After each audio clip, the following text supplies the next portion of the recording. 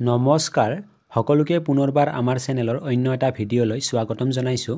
আজিৰ এইটো ভিডিঅ'ত মই তোমালোকৰ এই বৰ্ষৰ এইচএছ ফাইনেল এক্সামৰ বাবে অৰ্থাৎ তোমালোকৰ 17 তাৰিখে অনুষ্ঠিত হ'বলগীয়া এডুকেশ্যন সাবজেক্টৰ এক্সামৰ বাবে এইটো ভিডিঅ'ত মই কেইটামান খুব important plus common short question এনসাৰৰ বিষয়ে আলোচনা কৰিম।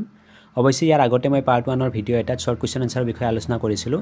কিছু কুৱেশ্যন এনসাৰ বাকি আছিল, সো সেই বাকি কুৱেশ্যনছ বিলাক এইটো ভিডিঅ'ত আলোচনা কৰিম। আৰু তোমালোকে চিন্তা কৰিব নালাগে, এইটো ভিডিঅ'ত মই ইংলিছ মিডিয়াম আৰু এছামিছ মিডিয়াম দুয়োটা বিষয়েৰে আলোচনা কৰিম। যোৱাটো ভিডিঅ'ত মই কুৱেশ্যনছ নম্বৰ 50 লৈকে আলোচনা কৰিছোঁ। আজিৰ এইটো ভিডিঅ'ত মই কুৱেশ্যনছ নম্বৰ 51ৰ পৰা ষ্টাৰ্ট কৰিম। কিন্তু তাৰ আগতে তোমালোকক সকলোকে মই এটা ইম্পৰ্টেন্ট কথা জনাই দিওঁ, সকলোৱে মন কৰিবা। যোৱাটো ভিডিঅ'ত অৰ্থাৎ পাৰ্ট 1ৰ ভিডিঅ'ত মোৰ কেইটামান কুৱেশ্যনছ মিষ্টেক হৈ গৈছিল, সেই কুৱেশ্যনসমূহ তোমালোকে এতিয়া কাৰেকশ্যন কৰি লোৱা। সো তোমালোকক মই ইয়াতে দেখাই দি আছোঁ কোনটো কুৱেশ্যনছ মিষ্টেক হৈছিল। ইয়াতে তোমালোকে কুৱেশ্যনছ নম্বৰ 6টো দেখিবলৈ পাইছা, অৰ্থাৎ পাৰ্ট 1ৰ ভিডিঅ'টোত মুডালিয়াৰ আয়োগ দেশ নামেৰে পৰিচিত। ইয়াৰে এনসাৰটো হৈছে মাধ্যমিক শিক্ষা আয়োগ, অৰ্থাৎ এইটো কাৰেক্ট এনসাৰ হয়। কিন্তু পাৰ্ট 1 ভিডিঅ'টোত মই দিছিলোঁ মুডালিয়াৰ আয়োগ ভাৰতীয় শিক্ষা আয়োগ নামেৰে পৰিচিত।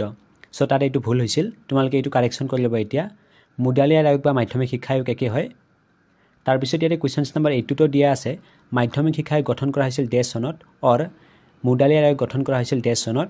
কিন্তু তাত মই দিছিলোঁ যে মাধ্যমিক শিক্ষা আয়োগ গঠন কৰা হৈছিল ডেছ চনত, আৰু অপশ্যনত দিছিলোঁ যে মই ভাৰতীয় শিক্ষা আয়োগ গঠন কৰা হৈছিল ডেছ চনত। কিন্তু সেইটো তোমালোকে কাৰেকশ্যন কৰি ল'বা, অৰ্থাৎ মাধ্যমিক শিক্ষা আয়োগ আৰু মুডালিয়াৰ আয়োগ একেই হয়। সো তোমালোকে যদি কপিত ৰংকৈ লিখি লৈছা, এতিয়া কাৰেকশ্যন কৰি ল'বা। ইয়াতে মই শুদ্ধ এনসাৰবোৰ লিখি দিছোঁ। তাৰপিছত আৰু এটা কুৱেশ্যনছ আছিল, কুৱেশ্যনছ নম্বৰ 14। ইয়াতে তোমালোকে দেখিবলৈ পাইছা মাধ্যমিক শিক্ষা আয়োগ বা মুডালিয়াৰ আয়োগ গঠন কৰা হৈছিল ডেছ চনত। কিন্তু তাত মই দিছিলোঁ যে মাধ্যমিক শিক্ষা আয়োগ বা ভাৰতীয় শিক্ষা আয়োগ গঠন কৰা হৈছিল ডেছ চনত। সো ভাৰতীয় শিক্ষা আয়োগ নহয়, মাধ্যমিক শিক্ষা আয়োগ বা মুডালিয়াৰ আয়োগহে হ'ব। গতিকে তোমালোকে কাৰেকশ্যন কৰি ল'বা এই তিনিটা কুৱেশ্যনছ।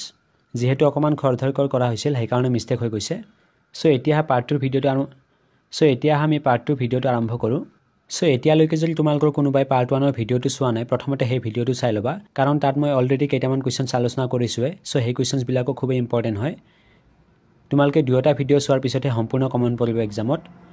সো কুৱেশ্যনছ নম্বৰ ইয়াতে 51ত দিয়া আছে। মই ইংলিছ কুৱেশ্যনসমূহ পঢ়ি নাযাওঁ, যিসকলে ইংলিছ মিডিয়ামৰ ষ্টুডেণ্ট হয় তেওঁলোকে চাই ল'বা এইখিনি। কুৱেশ্যনছ নম্বৰ 51ত দিয়া আছে, ভাৰত চৰকাৰে কোন চনত ৰাষ্ট্ৰীয় শিক্ষানীতি ঘোষণা কৰিছিল। এই কুৱেশ্যনছটো খুবেই ইম্পৰ্টেণ্ট হয়, গতিকে ইয়াৰে এনসাৰটো হৈছে 1968 চনত। আৰু ইয়াতে কেইটামান মই ইম্পৰ্টেণ্ট পইণ্ট দি থৈ দিছোঁ, এই পইণ্টবিলাকো খুবেই ইম্পৰ্টেণ্ট হয়। তোমালোকক এই কুৱেশ্যনছটো এক্সামত এনেকৈ দিব পাৰে যে ভাৰত চৰকাৰে কোন বছৰত বা কোনটো ইয়াৰত পোনপ্ৰথমবাৰৰ বাবে ৰাষ্ট্ৰীয় শিক্ষানীতি ঘোষণা কৰিছিল। কুৱেশ্যনছটো এনেকৈ দিব পাৰে, সেইকাৰণে ইয়াতে মই ইম্পৰ্টেণ্ট কেইটামান পইণ্ট দি থৈ দিছোঁ। ইয়াতে তোমালোকে দেখিবলৈ পাইছা যে ভাৰত চৰকাৰৰ প্ৰথম ৰাষ্ট্ৰীয় শিক্ষানীতি 1968 চনত ইন্দিৰা গান্ধীৰ শাসনকালত ঘোষণা কৰিছিল। অৰ্থাৎ ভাৰত চৰকাৰে পোনপ্ৰথমবাৰৰ বাবে 1968 চনত ইন্দিৰা গান্ধীৰ শাসনকালত ৰাষ্ট্ৰীয় শিক্ষানীতি ঘোষণা কৰিছিল। এক্সামত এইটো সুধি দিব পাৰে যে কাৰ শাসনকালত পোনপ্ৰথমবাৰৰ বাবে ভাৰত চৰকাৰে ৰাষ্ট্ৰীয় শিক্ষানীতি ঘোষণা কৰিছিল বা এনাউন্স কৰিছিল।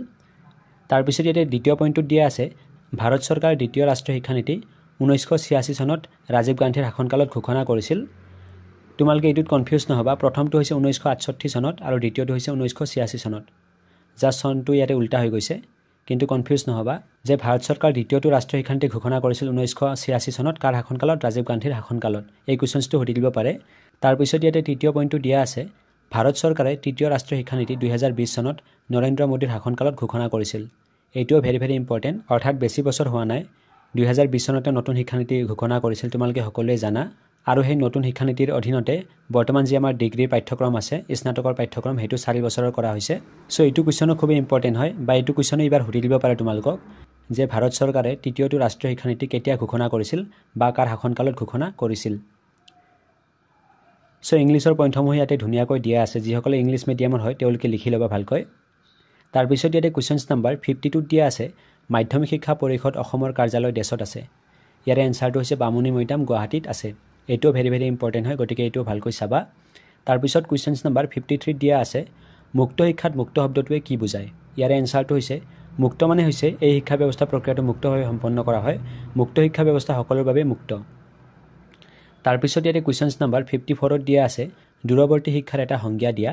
ইয়াৰে এনসাৰটো হৈছে, কিগানৰ সংজ্ঞা মতে দূৰৱৰ্তী শিক্ষা হৈছে যিটো শিকন আৰু শিক্ষণ সাধাৰণতে শিক্ষাৰ এটা পৃথক স্থানৰ পৰা উদ্ভৱ হয়। তাৰপিছত ইয়াতে কুৱেশ্যনছ নম্বৰ 55ত দিয়া আছে, কোঠাৰী আয়োগ 10 জন সদস্যৰে গঠন কৰা হৈছিল। ইয়াৰ এনসাৰটো হৈছে কোঠাৰী আয়োগ 9 জন সদস্যৰে গঠন কৰা হৈছিল।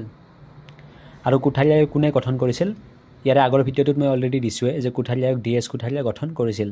তাৰপিছত ইয়াতে কুৱেশ্যনছ নম্বৰ 56ত আছে কোন শিক্ষা আয়োগে শিক্ষাৰ 10+2+3 গাঁথনিৰ পৰামৰ্শ দিছিল। ইয়াৰ এনচাৰটো হৈছে কোঠাৰী আয়োগ।